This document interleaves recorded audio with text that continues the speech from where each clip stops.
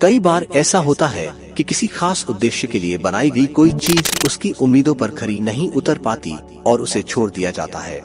इन structures ने अपने पूरे जीवन काल में अमानवीय पीड़ा से लेकर अप्राकृतिक मौतों तक कई चौंकाने वाले अपराध देखे होंगे, और ये सब इतनी भयानक है कि स्थानीय लोग भी इनमें प्रवेश करने से बचते हैं।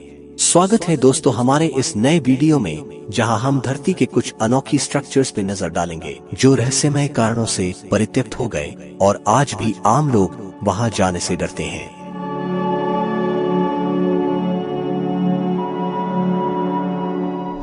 राज्य के साथ अपनी मनमानी करने पर आमादा रिचर्ड तीसरे ने अपने उत्तराधिकारियों के साथ मिलकर राक्षसी और भयानक हिंसा के विभिन्न बर्बर काम किए, जिनकी कोई कल्पना भी नहीं कर सकता था। इन राजाओं द्वारा सार्वजनिक फांसी और यातना के विभिन्न कर्मों को मनोरंजन के रूप में भी सार्वजनिक रूप से आनंद लिया जाता था। कहा जाता है कि यह टोवर किसी भी अन्य प्रेतवादित स्थान की तुलना में बहुत अधिक हद तक प्रेतवादित है। इस टोवर में घृणित अपराध देखे गए हैं, जैसे कि किसी के अंगों को किसी उपकरण से बांधना और उन्हें तब तक खींचना जब तक कि उनके जोड़ अलग न हो जाए या उनके धड़ से अलग न हो जाए।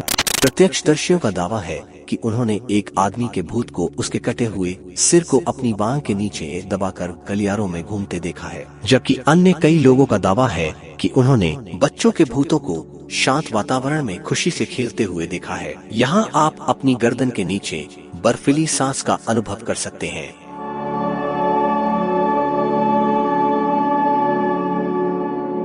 ट्रांसिल्वेनिया के बर्मुडा ट्रायंगल के नाम से मशहूर इस जंगल को दूसरे आयाम का द्वार कहा जाता है।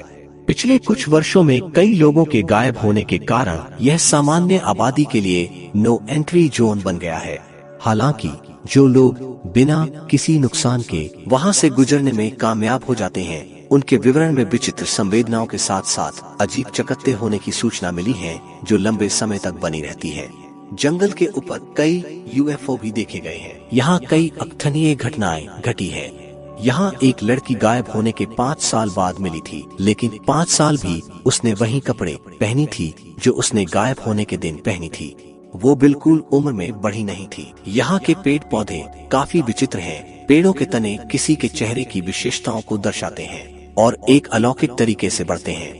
अनेक पौराणिक किंवदंतियों का स्रोत यहाँ जादू टोना का भी प्रचलन बताया जाता है। जानवरों की जली हुई खालें, सड़े हुए शव, टूटी हुई हड्डियां, जली हुई आग के साथ साथ अजीब राक्षसी प्रतीकों का मिलना असामान्य बात नहीं है।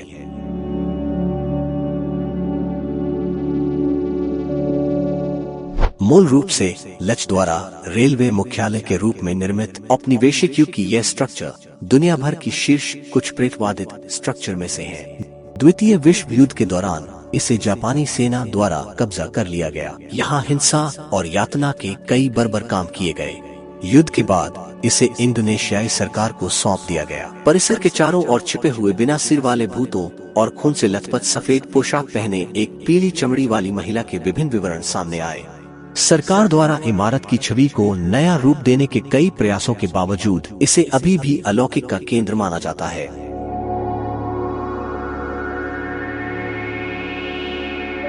इस जेल की राजसी महल जैसी दीवारों से परे इन गलियारों में खून जमा देने वाली चिखें, पागलपन, यातना और बीमारी का इतिहास कायम है। 19वीं सदी की शुरुआत में दुनिया की पहली जेल के रूप में निर्मित यह जेल एकांत कारावास की अवधारणा पर अड़ी रही, इस हद तक कि इसने कैदियों को पागल कर दिया। घुप अंधेरे में माचिस की डिब्बी जैसी कोठरियों में रखा हुआ, बिना किसी संपर्क के कैदियों को उनकी कोठरियों से बाहर निकलते समय दम घुटने वाली टोपी पहनाकर उन्हें बाहरी दुनिया की झलक देखने से भी रोका गया।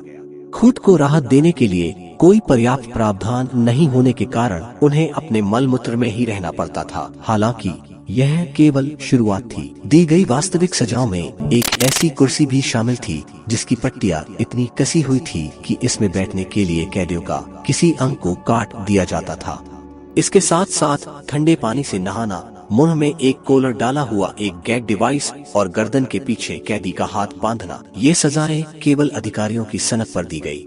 अल कैपोन के आवास के लिए मशहूर इस जेल को 20वीं सदी की शुरुआत में सेवा मुक्त कर दिया गया था और इसमें एक संग्रहालय बनाने के लिए इसे नया रूप दिया गया था।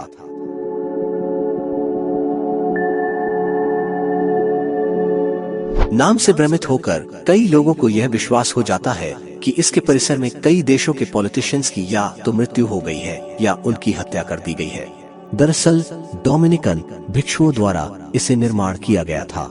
इस पर द्वितीय विश्व युद्ध के दौरान जापानी सेना द्वारा कब्जा कर लिया गया था, जहां कैदियों और शरणार्थियों के खिलाफ हत्या, यातना और बलात्कार के नृशंस कृत्य किए गए थे। युद्ध के अंत में इसके एक हिस्से पर अमेरिका द्वारा बमबारी की गई। इसके बाद लग्जरी होटलों की एक श्रृंखला ने सरकार से युद्धग्रस्त संरचना खरीदी और इसका नवीनीकरण किया। कुछ साल बाद रहस्यमय तरीके से मालिक की मृत्यु हो गई तो होटल का संचालन बंद हो गया। ऐसा माना जाता है कि यह होटल जापानी सेना द्वारा किए गए उन घृणित अपराधों के पीड़ितों द्वारा प्रेतबाधित है। यह होटल फिल्म शूटिंग और पेशेवर फोटोग्राफी के लिए एक आकर्षण का केंद्र बन गया है। तो दोस्तों, इन जगहों में से आप कहां जाना पसंद करेंगे? कमेंट बॉक्स में जरूर बताएं। लेकिन उससे पहले किसी जानकार से सलाह लेना अनिवार्य है। चलिए दोस्तों, इसके साथ हम आपसे विदा लेते हैं। ऐसी और एक कहानी के साथ जल्द ही आपसे मुलाकात होगी।